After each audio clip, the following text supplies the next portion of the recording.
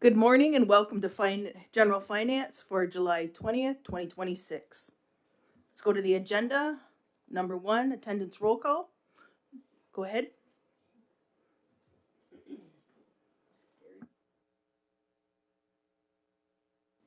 Gary Bombery. Helen Miller. Audrey Paulus Bombery. Dale Bomberry. Greg Fraser. Hazel Johnson. Melba Thomas. Good morning, Elena Venevri.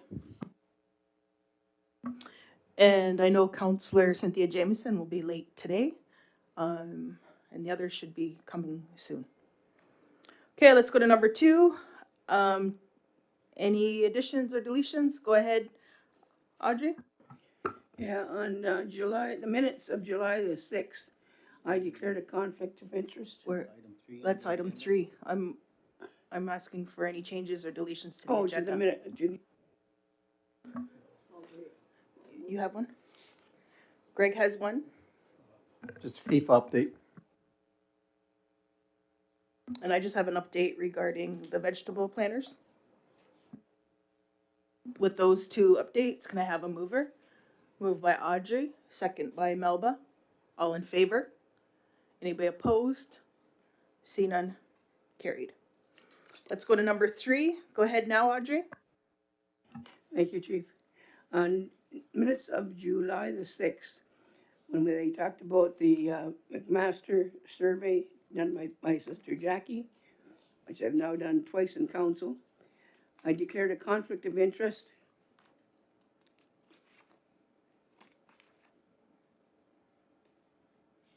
Thank you. So can we make those changes, Tia? Okay, with those changes, is there a mover to the July 6th minutes? Comment? Go ahead, Dale. Yeah, just a comment on motion 466. And again, and back to the Farmers Association there. And I guess just more of a question for Hazel. I know when we voted, Hazel voted in favor for the motion. And I'm not against the motion, it's just that, I guess in regards to the budget that was presented to us and for, how the allocation was gonna be, I was just wondering, because it involves her siblings, I was just wondering if she wants to amend her decision to declare a conflict of interest in relation to that motion, that's all. That's, I was just asking. Go ahead, Hazel. No, I will not declare a conflict of interest, Dale. And first and foremost, I want you to come to me when you have an issue, not go through the chief. Okay, the reason why I went to the chief is she's the chair of this committee, and part of her responsibility as well is to acknowledge that, and it didn't happen. So I was thought she'd have a little conversation with you so that we could at least amend the minutes, because in the resolution, yeah, there was, Elena and I voted against it, but that was more a policy issue. And I didn't say nothing that the day because we're in open session, and again, we're in open session. I wasn't hoping to do all this in open session, but, it was just the fact that because of the resolution and because of the budget, your siblings were getting compensation from the allocation, and They were you, not getting funding for themselves. They're getting it for a community program they're running. And every time my family is in here, you have that conflict. I don't have a conflict. Yes, you do. You show it every time. And not Okay. only that, if this is open, So hang on, Hazel. Let Dale finish, and then I'll give the All I'm mic to saying is, you. Hazel, within that budget, they were having an allocation within their budget that they presented to us. And out of that, there was, 2 of your sisters were getting compensation for doing work, yes, on the project. But all I'm saying is because of that, then at least there should be at least a conflict. It ain't gonna change the end result of the resolution, but acknowledging the fact that I think you are in a conflict of interest. no, I'm not. I don't consider That's fine, myself. and that's your opinion. Well, All I'm see, knowing we're is, in open session here. Chief, you gonna let me Yep. finish? Please, Hazel. All I know within the policy guidelines and within the conflict of interest, when you're making a decision that's gonna benefit the family, then yes, then you would be. And that's all I'm acknowledging. Okay, go ahead, Hazel. Then I have Elena. Yes, you know what? I'm sad that this is already the first thing on the docket this morning. Now listen, the community they has to hear this nonsense. We got to determine what is a community project and what is a family situation. Ruby and Vera, who operate that office, were hired by those farmers to run that office. They work on behalf of those farmers. Elena made a derogatory comment too, and she said to me, "You gave your sister money." Well, let's talk about you guys. You are sitting on that Ogweni Dow board. You make decisions as they are related Can we, to your just- sister-in-law. Yeah, can we just keep it to, Well, your Sherry, I response can't to get this? my point across. If they can keep coming at me with this stupid conflict of interest for everything, they get away with it, and I got to sit here and mum. I can't respond to anything. I feel like my hands are behind my back. Did you want to respond to anything regarding the farmers? I guess I don't have no choices. I can't. Do you want to take your in conflict or keep it the way it is? Leave it the way it is. Go ahead, Elena. I think as a table, and it's very difficult because we live in a community where there are a lot of relationships and relations. In this circumstance, I was opposed to the motion, and part of that, because it's policy, and I'm the chair of the finance committee, so I have to be opposed to things like that where we're stepping outside the policy. But with the relationships, it's difficult, and I understand what Hazel's saying, that it's a community project, and viewing that way, it is a community project, and I believe we all understand that. Most of it is a community project. However, there are items on their budget that do not support necessarily the project. It supports the organization, and that's the organization that Hazel's sisters work for, and they're to receive what was described in the documentation as a living wage. And so two of her sisters, to me, that is a conflict. That's close enough relation for there to be a conflict. So in my opinion, and I understand what Dale is saying. It's the onus is on the person to declare the conflict, and then after that, the onus is on this table to hold all of us each accountable. So that's what's happening here today. I don't think Dale means anything personal by it, Hazel, and nor do I. It's following policy and making sure that we're all accountable to the people that we serve. I have Hazel, then Melba. The more you're saying, I want to talk about this, but I was hoping it would not be in open session because there's a lot of facts that I know. So I guess I have no choice but to speak in open. And Elena, I told you when this person came in to talk about the fertilizer, I believe you were taunting that person. And you, in the last meeting, you made a motion on that. And you don't see yourself in a conflict with a person that was your. So can we partner. can we bring this into closed? Well, that's what I was hoping, but here I Yeah. am being bombarded in front of everybody in the community, and everybody seems to be okay with it. I wish you counselors would speak up. Yep. So we'll bring that. Go ahead, Melba. Yeah, this keeps rising concerning conflict of interest, and I think we should set a few hours and resolve this because um, it appears that certain individuals are being exposed to conflict of interest, and should they be? Because we have people that sit on boards, we know who they are. I won't mention any names. I think the community knows. And no one, I think Audrey asked me just lately to step outside. In other words, leave the room. Yeah, so, which is okay. But there's other incidences, like my sister's, the secretariat, for example. You know, should I be declaring a conflict there? Yeah. Integrity Commission, should I be declaring Yeah. that? So So, I am yeah. suggesting that So we that's what I set just, aside yeah, that's what I just asked, and Deb, resolve this. where, cause that was supposed to be brought forward to us, the conflict of interest. It was supposed to be half a day, so I'm just, following up. Is there, Thank you. go ahead. So when the Integrity Commission came before our council to talk about the processes that were now in place, conflict of interest was supposed to be a topic of discussion on that day. However, due to the way the presentation went that day, we never were able to actually have that discussion.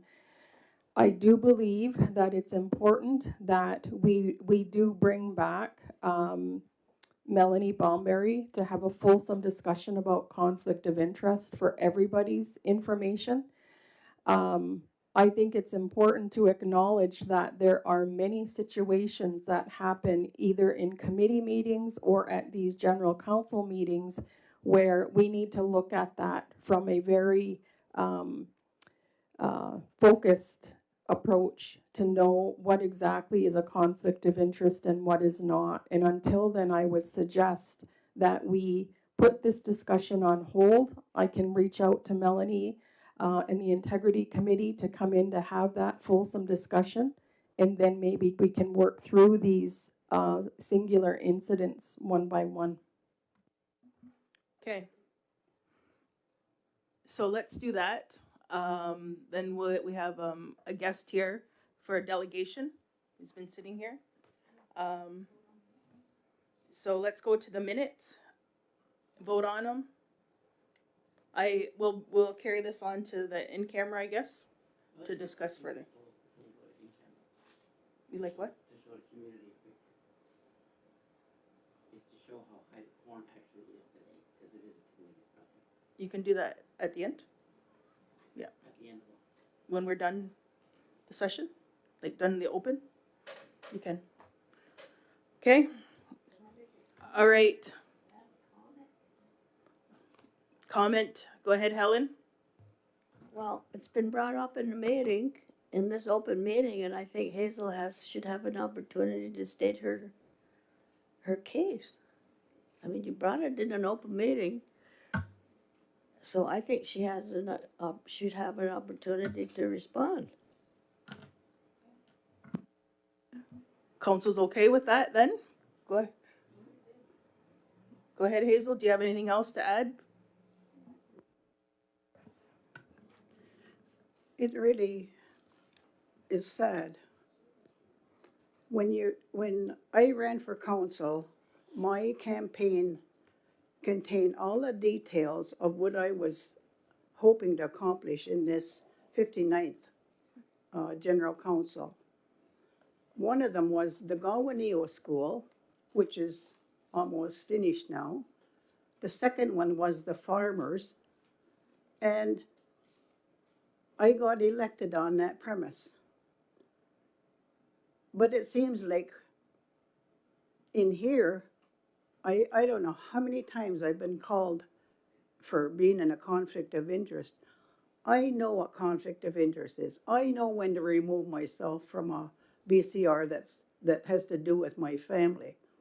But I think we need to look at what the community is doing and those big programs that are happening out there that's going to suit everybody, not just me. I don't even know. Elena says that my sisters get an honorarium from the farmers. Well, I guess you don't hire somebody to help you and you don't give them some compensation. I don't know. I don't know the details of how they operate within their premises, but I do know the big picture for them is to have a food sustainability for the Six Nations Reserve. They've done a lot of work and it's sitting there ready for council to hop on board with them because they don't intend to be the operators of that farm center. They want it for the people. It'll be the people's, and it'll generate income for council. As far as conflict of interest goes, the way why I feel the way I do is because in this chambers I see double standards. I'm always brought out as to being a conflict of interest, but like Melba said, she didn't want to mention any names, and I respect that. But I think we all need to look in your own closet. You really need to look in your own closet. Because I know Audrey just mentioned on her the minutes from the meeting, she declared a conflict in that meeting. Yes, she did. But then she made the motion to move it. Is it conflict or is it not conflict? But even with that, I would say that that program that's happening, how could she be in a conflict? It would be like, do I have to just sit here and not vote from now on till the end of this term? Because everybody could be assuming that with my daughter. I think we've lost our way on this. It seems to be just a point to get at somebody and let it keep happening over and over again. I could say a lot more, but it just feels so downhearted. So I just asked Deb, so we'll get that set up for sure in August, beginning of August. Get this cleared up once and for all, and we'll go from there. So is there a mover for the minutes? We're back on 3 for July 6th. Moved by Cynthia, second by Melba. All in favor? Anybody opposed? 2 opposed. Go ahead, Dale, then Elena. How come you're opposed? I mean, just based on my comments, to me, it's based on policy and procedure, so. Okay, go ahead, Elena. Same.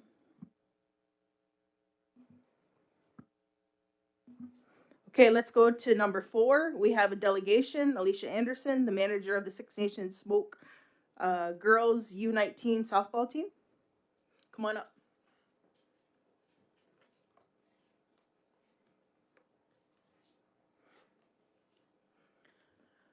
Good morning and welcome and congratulations to your team for being able to, now they're going to the Eastern Canadian Softball Championship in Charlottetown, Prince Edward Island, from August 13th to the 16th. And again, congratulations. Go ahead, the floor is yours.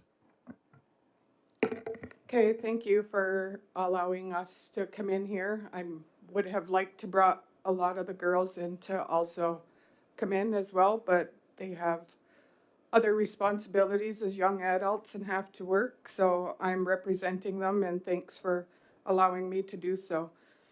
As the chief has indicated, the Six Nations Smoke is a group of U19 girls from our community that have a love and passion for the game. They have, for a number of years, they've always played at a high level of fastball in various communities. I created a platform for them to be able to come home and play. They've all played in different centers such as Brantford, UTM, Oakville, Mississauga, and they all wanted to come home and play. They were tired of the traveling and everything like that, so we made an avenue available for them to be able to come here and play at home. These talented and dedicated women have showed incredibly hard work and work ethic. They've become role models in the community. They help out with our younger teams when they have an opportunity to do such. They know that they're ready to make this move. This has been their goal right from the beginning of the season. They have their provincials coming up as well in Stratford in a couple weeks before this tournament. So we're hoping to get through that. But yes, we are here seeking assistance to be able to help with some travel expenses through, for us to get to PEI. This is a national championship, I guess, and we have short time constraints with being able to do some fundraisers. We do have some fundraisers lined up within the community that are going to be ongoing, but we need some immediate funds, I guess, we're looking for to help with travel expenses mostly and able to secure our flights and everything to get there in the short time frame. Thank you. Okay. Thank you for that. Is there any questions or comments by council? Go ahead, Elena. Hi, thank you. Did you apply for the community donation fund so that organizations can apply for up to 3,000 and individuals for 1,000? And I'm just wondering if you've applied for that. We started an application, but we didn't apply officially for it, just based on timelines, because I believe the deadline was last Friday for applications, and we just qualified on last Tuesday, I think. So it's been like a really short turnaround time, but we were hopefully seeking a little bit more than that. We have community members on this team and everything like that, and doing individual. I didn't want anything to be done in an individual manner. I guess we're kind of seeking it as a team effort, similar to the lacrosse teams and everything that make it to the Man Cup or Minto Cup or anything like that. They are able to come in. That's why I use this platform to be able to do so. Any other questions or comments?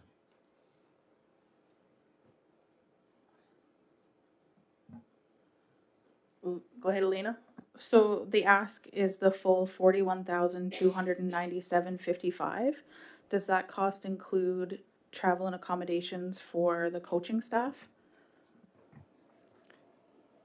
We aren't asking for the full amount. We're grateful for anything that we receive. So it does include the coaching staff, who is also all from Six Nations, who volunteers and donates their time. There was a budget that was submitted, I believe, for flights, accommodations, vehicle rentals. As the president of Six Nations Minor Ball, we have provided some registration fees and everything for us to be able to enter this tournament for a qualifier, as well as the PEI registration. So they are supported in other areas. And like I said, we are doing other fundraisers as well. So it's not, something that I'm sitting here asking for the full amount that is in the budget, because we do have fundraising efforts, but we are seeking, a little bit more than what the donation fund can give. A follow up, and then I have Greg. And how many are on the roster? We have 12 players. So if you were to have received like a full donation request application, that would be 12 times 1,000. That's $15,000. Just for reference. Go ahead, Greg.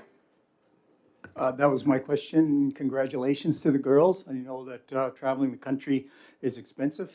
Accommodation too, especially last minute, can really add up. So again, congratulations, and we wish them really well. Well, just a couple of other questions too is that you do have 12 players. How many coaches, managers, and support staff does the team have as well? I think they should be included, because they're dedicated individuals from the community that spent all year developing and getting this team to the playoffs and then on to the finals. It's a lot of work for them as well.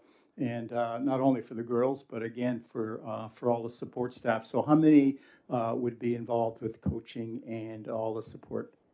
There's 15 of us all together. That's the 12 girls and the 3 coaches. Great. Good. Thank you. Any other comments from council? Go ahead, Dale, and then Elena. I guess more a comment for Donna, I guess, and I don't know if she knows this information, maybe Wayne knows. What, I know there was an allocation that was originally set aside, but I don't know what's there for that. I think it was the community donation money, so I don't know if there's any funds available in there left yet. So that's my question.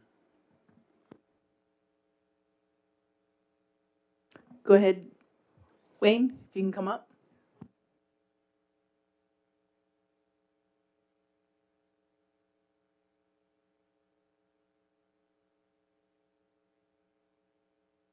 I'll make it brief. Yes, there is. Okay, go ahead, Elena. I would move to support with $15,000. That's 3,000 for the organization and 1,000 per player. Go ahead, Greg.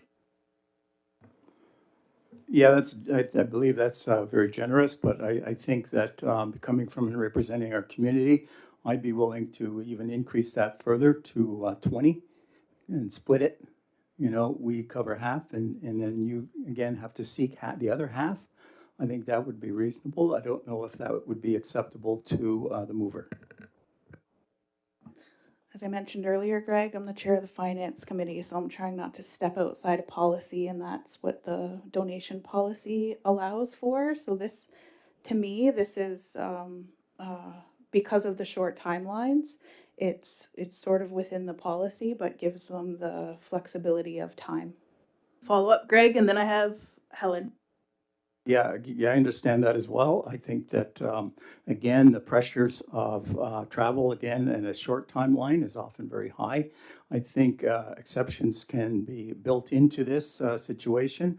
As you know, we have further discussions with other organizations that have been seeking funding. But that was just my reasoning behind it, is that because it is such short notice, they are representing our community. We wish them well, and I think that like a 50-50 split, that was my only reasoning on that. So just before I go to Helen, I thought you were going to second it. So you have 15,000 on the floor. Is there a seconder to 15,000? Going once. Second by Dale. Okay, question. Go ahead, Helen. Well, policy is not written in stone. We have to all remember that.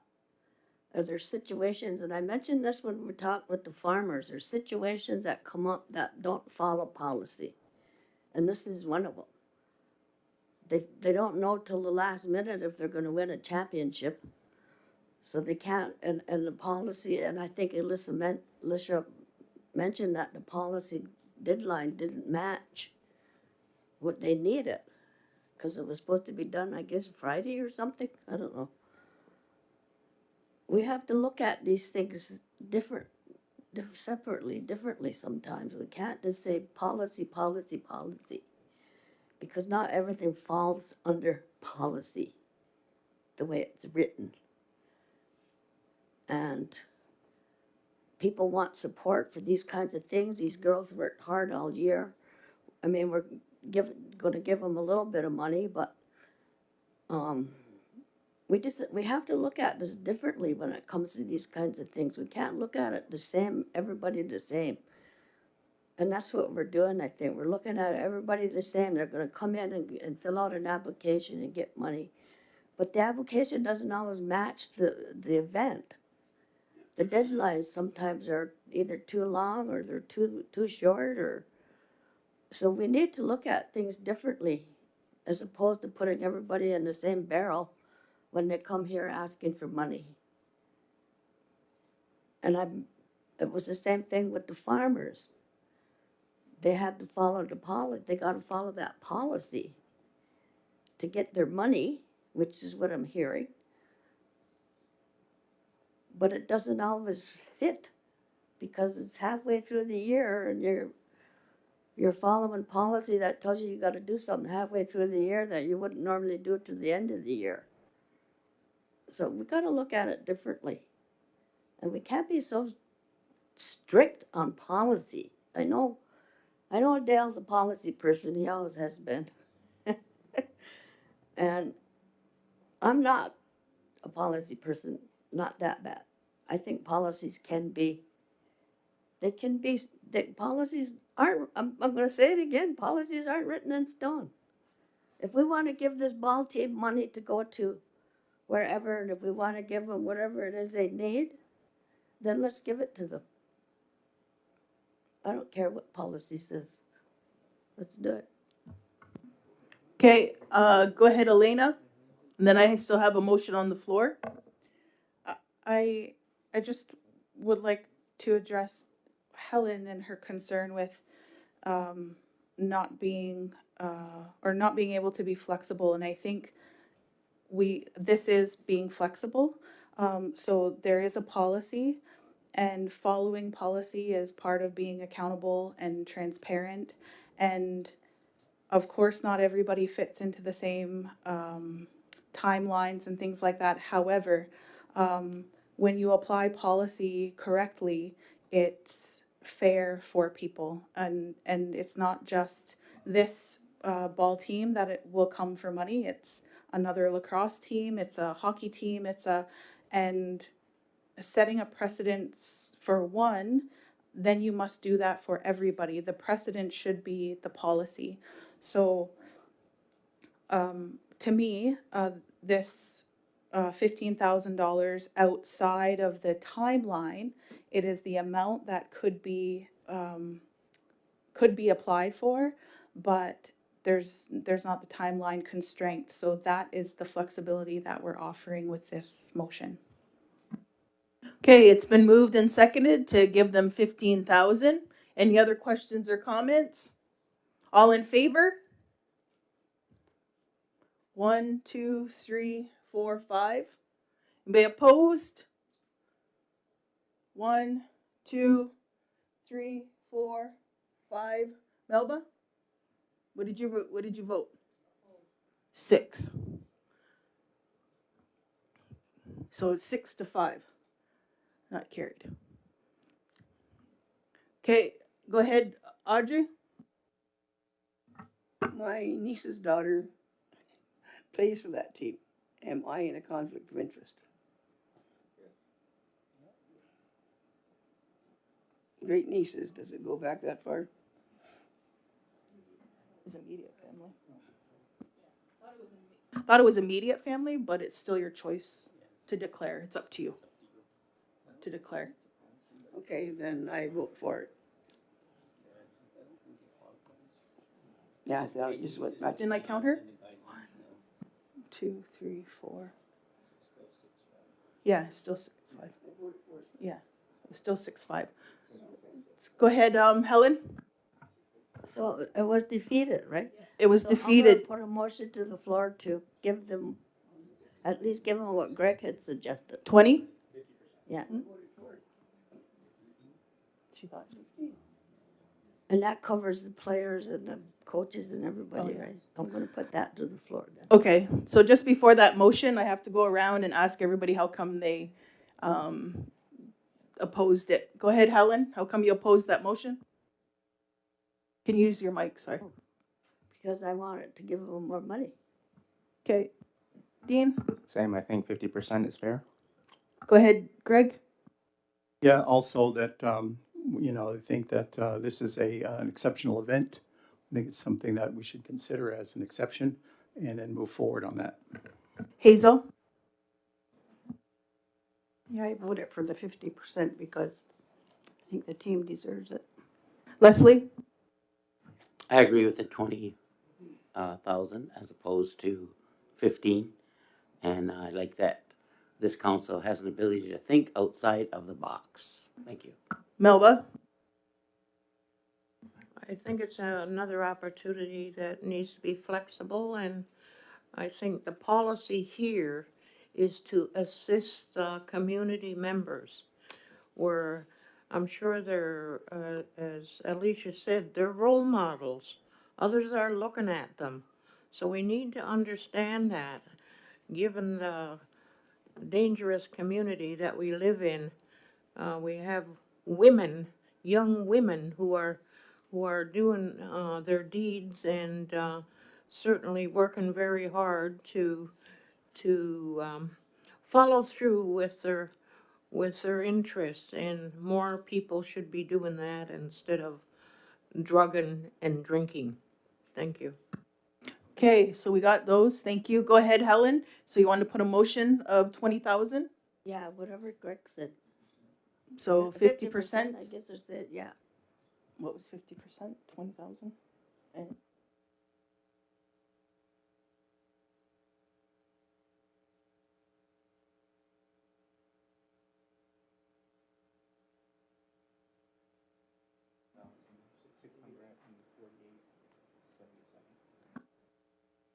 tw- 20 20,648 170 76 cents. That's half. 78. Sorry. Is there a seconder? Second by Greg. Questions, comments? See none? All in favor? Anybody opposed? Raise your hands. 1, 2, 3, 4 opposed. Carried. Go. Can we go? Amos, how come you opposed? I just want to stay with our policy. I'm on finance committee too, and we're talking about all of this. Maybe what we need to do though is to have a section in there for team sponsorships in our policy for funding, and we don't have that yet. So maybe that's something that finance committee can talk about, because it's going to come up again and again, probably June, July, and August every summer. So we should maybe be ready for that and put that into our policy. That would be great to bring that up there. Go ahead, Dale. Same reason. Cynthia? Can you? Pretty well echo Amos's words. I sit on the committee as well, and it does show flexibility as outlined by Elena, but that would be something additional for us to look at is team sponsorships. Elena? I don't want to take up any more time. It's the Tia can ditto all of that for me. Okay. Waive second reading. Oh, the source of funds in the motion? OFNLP? Yeah.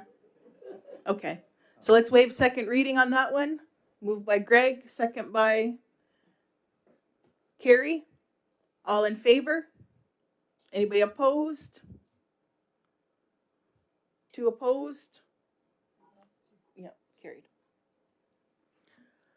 Okay, go ahead, Alicia. On behalf of the team and the coaching staff, I want to express our sincere gratitude to the council for supporting us. And again, good luck and congratulations. Okay, let's go to number 5. Housing Department, replacement of the Iroquois Plaza roof. Whereas the Six Nations Housing must continue to maintain and repair SNGR assets, including commercial properties, and replacing an aged and failing roof at Iroquois Plaza will protect and extend the operating life of the SNGR asset. And whereas a tender process facilitated by Garland DBS Canada Inc. has been completed and identified that vendor contractor Edward Roofing Inc. Has provided the most competitive quote, whereas these are funds within the proposed 2026-2027 housing operations and maintenance capital submission budget designated to the replacement of the plaza roof. Therefore, be resolved that the Six Nations of the Grand River 59th Elected Council authorize SNGREC designated funds in the amount of $408,000 for covering the Iroquois Plaza roof repair work to be executed by Edward Roofing Inc. Funding to come from the approved FY27 capital budget account code 42200-2500-CAPL. Is there a mover? Move by, are you moving this? I need a mover. Is there a mover? Moved by Amos, seconder? Second by Cynthia. Go ahead, Leslie, question? I have a couple of questions. When was the last time that the roof was repaired for the plaza? Go ahead, Andrew. We have Andrew Joseph online.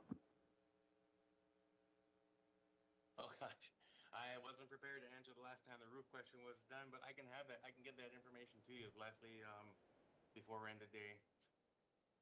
Okay, and secondly, my question for asking, the reason I was asking is I know that anybody who rents puts in something where they have that, monies that go back into the infrastructure. So my question is, how much money through all the rents over the years was designated back for the roof? We don't have a capital reserve structure like that. Uh, barely the rent structure is because there hasn't been rent increases in so long. We're barely at a break even. I know it leaves us in a continuous, almost begging, asking situation. So how can we get that turned around? Have you looked at that potential of turning this around so that the capital is made part of our infrastructure here? We're looking at doing a BM this year to increase rents right across the board, and then we could start putting money away towards a reserve fund. Thank you. Go ahead, Dale, then Helen. Yeah, my comment, Andrew, is in regards to Garland DBS Canada Inc. Like I don't know what their capacity is, and I don't know like if that's something. I'm assuming they're in a similar role what Derek would be doing, or so I don't know if they're there as a project manager, and if so, was that something that was tendered out as well for them to be the project manager? And then just in relation to the overall budget, where is that figure fitting in for their costs if they are the project manager? I didn't get an associated cost with Garland. I know that Derek and Rob used Garland to do the tender process when they did something over at the arena for Parks and Rec, and they recommended it. Follow up? No, yeah, no, I recognize the name before, but I'm just wondering where their cost is fitting into this project. That's all. Because you're looking at the budget there, and with the 10%, you're up to a 411 there. So I'm just wondering where Garland is fitting in as a cost to this project, and whether it should be higher or not. That's all. That's a good question because I didn't see any kind of a fee from Garland for doing this tender process for us.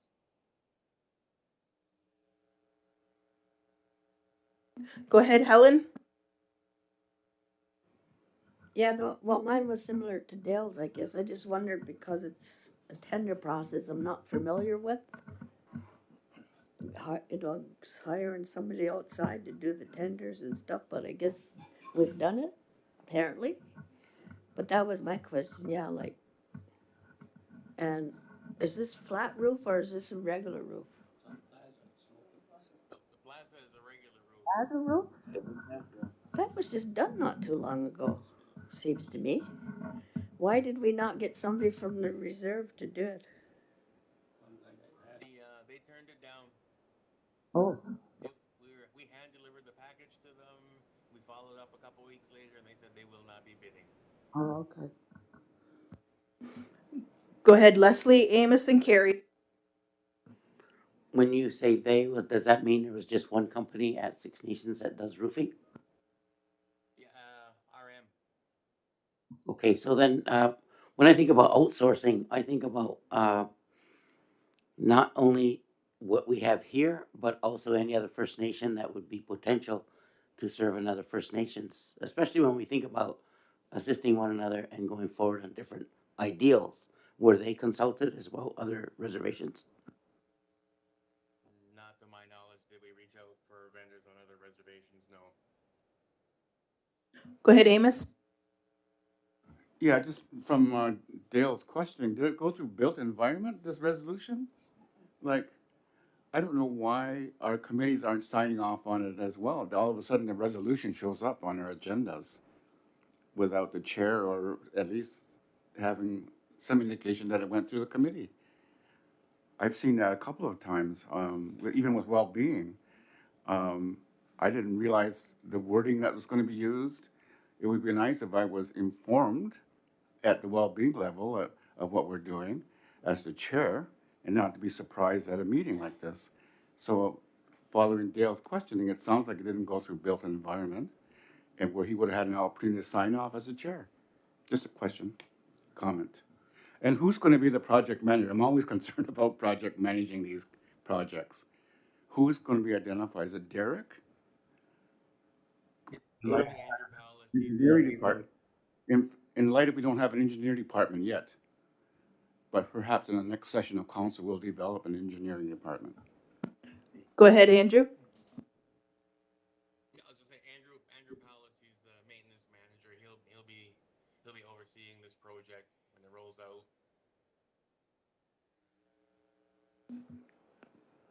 Did you want to say something? Go ahead. I know that Garland Canada, they've done some work for some of our facilities within the last year. They also supported the work done at the Parks and Rec building as well. So I'm not clear. I apologize. I haven't been here for the last 2 weeks, but Andy, is it possible to maybe revisit this and have Derek attend to find out exactly where Garland Canada's involvement comes into this?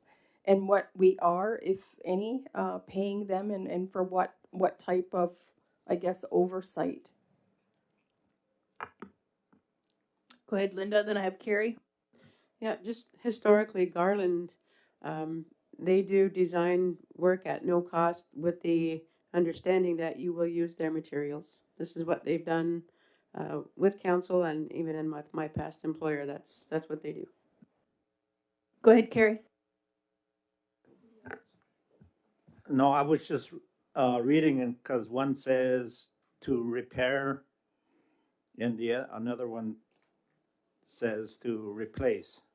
So what is it? Repair or replace? Hey, Carrie, we're doing a repair on the firewall underneath of in the attic structure area. I don't know when in the past, but they went in and did some work and they damaged or removed portions of the fire barriers in the attic over the plaza. So we need to get those repaired as well. So it's a good opportunity when they're replacing the roof. They have to take a strip of the sheathing off to access those areas, do the repair on the firewall, replace that sheathing, and then replace the roof. So we combined them so that it wouldn't have to go and damage a roof at some point to fix the firewall. So just before Elena and Leslie, this will be deferred till August 17th, next finance committee meeting. Go ahead, Elena.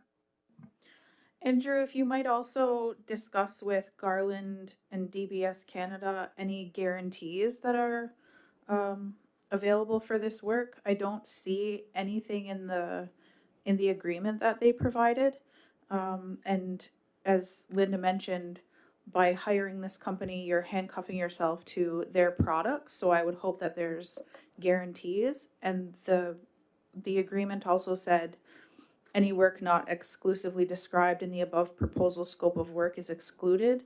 Again, doesn't say guarantee, so of any kind. So if you could sort that out as well. Okay, I can do that for you. Leslie? Andrew, my question is, do we have a written response from R&M Siding that they chose not to bid on this? They gave us nothing in writing. We had to call them when we didn't get a bid back, and and I quote, we would not be bidding on this job. Okay, so my follow-up question to that is, do you think we could consider starting to get that in writing? So as opposed to you just saying that he said that, or somebody says this was the response, it would be good if it was in writing that they maybe ticked off a box and said, no, I'm not going to do this, and a signed signature. Thanks. Go ahead, Helen, and then we're going to move on. Yeah, my question is, when did we start hiring? I don't even know what they're called. Garland, companies like Garland to do work for us, and then they're turning around and then saying, but you gotta buy my material. We never used to do that before. When did that start? And why are we doing that? Maybe we could get cheaper material someplace else. Like, what is going on here? This is all kind of like new to me from what we've done over the years, so I don't know what's going on. I don't agree with hiring a company to do something and them turn around and saying, you gotta buy my material. That sounds kind of crooked to me. So it's gonna be deferred, Andrew, till August 17th. Okay. Okay? Thank you for joining us. Okay, let's go to number 6, Communication Department. Who's speaking on this one? Chastity? Hi, yeah, just the communications department is looking to switch or get a new website. So we're just asking if we can get council approval to do that. Okay, you need to read the whole resolution for the community. Chastity? Okay, I don't have it in front of me. 1 second.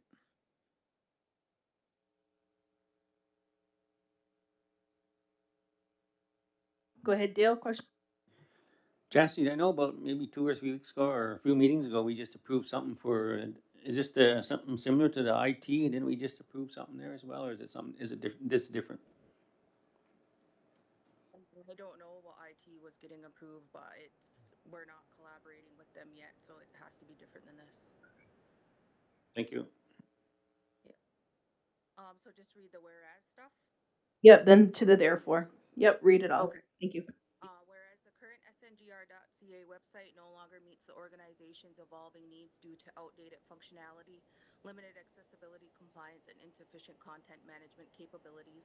And whereas the GovStack CMS platform provides a modern, secure, and accessible solution that supports AODA compliance, enhances user experience, and introduces improved tools for content management and member engagement. And whereas the Communications Department has confirmed that the proposed cost of a one-time implementation fee of $31,187 and an annual subscription cost of $8,242 for a total one-year cost of $39,429 are within the current available budget. Therefore, be it resolved that the Six Nations of the Grand River 59th Elected Council approve the pro-recruitment and implementation of the GovStack CMS platform, including entering into a 36-month agreement to support enhanced digital communication services, including a secured member portal, improved accessibility, and more effective delivery of information to the community for a total cost of $55,913 to be expensed to account code 44160-7101. Okay. Is there a mover and seconder? Moved by Elena, second by Audrey. Question? Go ahead, Elena. Thanks, Chastity. I see that IT has signed off on it. Did you have any discussion with data and analytics? And not necessarily for approval or anything, but so they're aware, and will it work with the way that they work? Yeah, so we do have a working group that's kind of leading this whole project. So the big intent behind all of this is having the member portal. Yeah. And this is the only company, I guess, rather that offers that. But yeah, no, we're all in a committee together. Data analytics is included. Perfect. I've been waiting for a member portal. Thank you. Yeah, you're welcome. Go ahead, Dale. Question?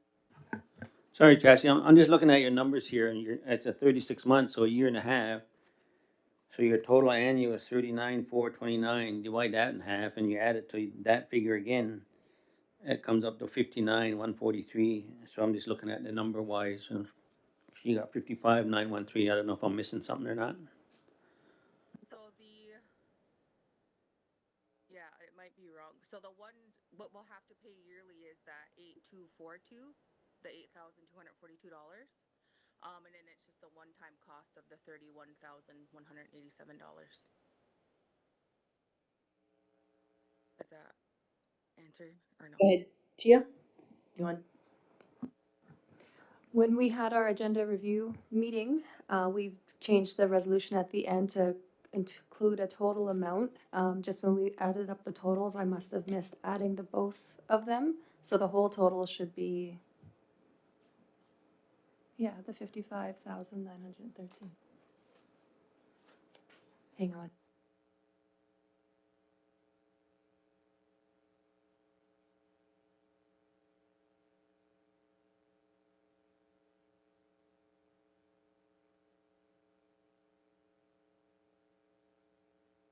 Okay.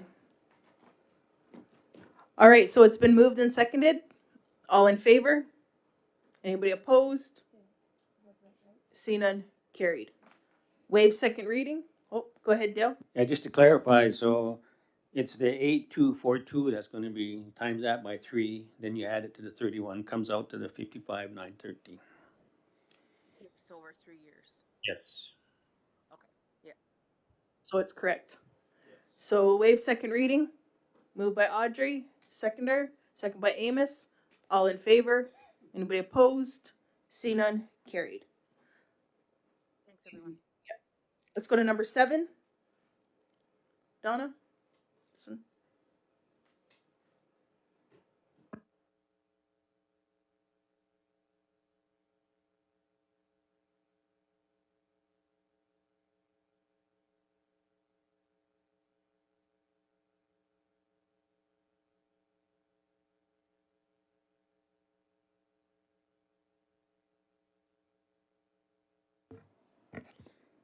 This is a resolution for amendment number 201 to the 5-year comprehensive funding agreement with Indigenous Services Canada. The resolution says, whereas Six Nations of the Grand River Elected Council has entered into a 5-year comprehensive funding agreement with Indigenous Services Canada for the term beginning the 1st day of April 2021 until the 31st day of March 2026, which has been extended to March 31, 2028. And whereas CFA Amendment Number 201 has been received for council approval and signatures. Therefore, be it resolved that Six Nations of the Grand River 59th Elected Council approve and sign the following comprehensive funding agreement amendment number 201 for fiscal year 2026-27 between His Majesty the King in Right of Canada, as represented by the Minister of Indigenous Services, and the Six Nations of the Grand River. Amendment includes additional funding for the following departments, programs, or projects. Amendment number 201 is a housing management subsidy for $65,000. Okay, is there a mover? Moved by Dale. Seconder? Second it with a question. Second by Amos with a question. Go ahead. Donna, is just those 2 extra years, have we indexed the categories or not? Is this going to be just whatever we've been getting for the last 5 years? Are we indexing the last 2 years for increase of cost of living or what? Not that I'm aware of, and I'm not aware if the 5-year agreement actually has an escalator clause in it. Cynthia? No, it does not. Okay, it's been moved and seconded. All in favor? Anybody opposed? See none, carried. Waive second reading. Moved by Dale. Seconder?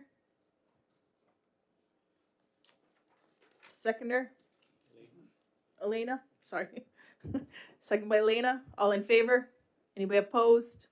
See none, carried. Yep, go ahead. Sorry, but just going back to item number 6. I was wondering if we could amend that therefore, I know it says 3-month agreement, so that we can clearly identify that the 3-month agreement is the 8242 times 3 plus the 31, so that's what we're actually approving is the 5593. It's just not clear, that's all. If somebody was to pick this up 3 or 4 months from now, it's just not clear. So like if the 36-month agreement would be the 8242 times 3 plus the 31,187, which would be a total amount of the 55,913. Just to be a little more clear, that's all. So I don't know if that's something we can amend. Okay, so Tia will fix that. Thank you. Okay, so let's go to, go ahead, Greg? Yeah, thank you, Chief. Just want to give the community update on the FIFA. As you know, the World Cup of Soccer has wound down, winners being Spain over Argentina. As we've been actually trying to get the community be aware that there has been a Haudenosaunee presence at the World Cup, especially in Canada. And I would just like to send out some thank yous to the City of Toronto. As you know, the Toronto market, the name Toronto root is from a Mohawk word, G-Dugalando, which means where the trees are half submerged in the water. And that was accepted as the market name during FIFA in Canada for the 22 days. And so we did have a strong Haudenosaunee presence there.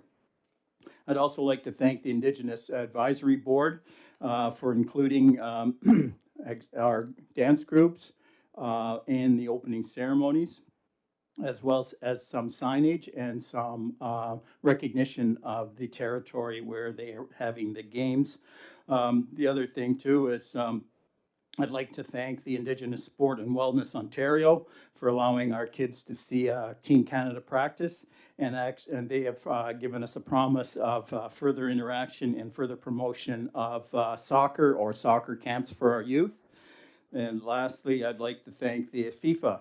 As you know, they supported this. They had was very successful and very profitable, from what I hear, for them. As you know, Canada was now open to the world. There had been positive responses from our international visitors, and we can actually be proud as a community. We were part of it. Our participation may actually lead to spin-offs, sponsored again by FIFA. The sponsored also includes Indigenous Sport and Wellness Ontario, as well as the City of Toronto. And as you know, Chief, we're always trying to make our presence known within the city and also the surrounding areas. I would just like to thank some of our community members involved with this, with the Indigenous Advisory Board, Taylor Hill, Jackie Jameson, Joe Martin, and of course your interaction as well with them, Chief. So thank you for that. And again, hopefully this will, for the future, have some spin-offs in terms of sport and wellness for our community and for our youth. So thank you. Okay, thank you for that update. Go ahead, Leslie, and then that'll go right into mine. Yep. Thank you, Chief, for that. As I was entering the council this morning, a truck pulled up, and it was Mr. Porter, Art Porter, and he handed me this picture, and I don't know if the cameras can pick this up, and it shows how high the corn is, and it's waist high. So this community project, which offers free corn to our community, is here.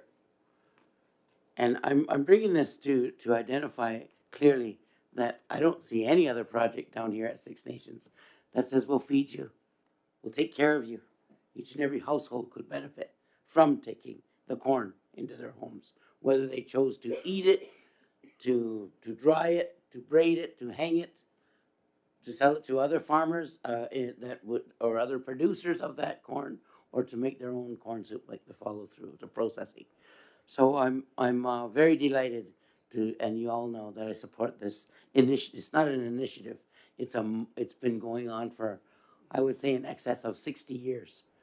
And so I don't see anywhere any conflict of interest plays a part here. Thank you.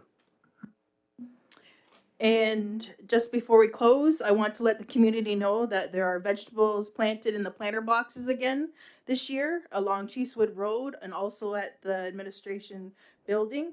The lettuce is now ready to be harvested. Please pick the lettuce leaves one at a time. I'll keep you posted with the update on them. Also, Nyawa to the 3 community members that helped me over the weekend. They helped me do the tomatoes, put them in stands over the weekend. And yeah, so please enjoy that, and I'll keep you posted when the rest of the vegetables are ready. Can I have a motion to adjourn? To go to in camera. Moved by Carrie, second by Amos. All in favor? Anybody opposed? See none? Carried. Thank you for joining us today. Have a great day, everyone.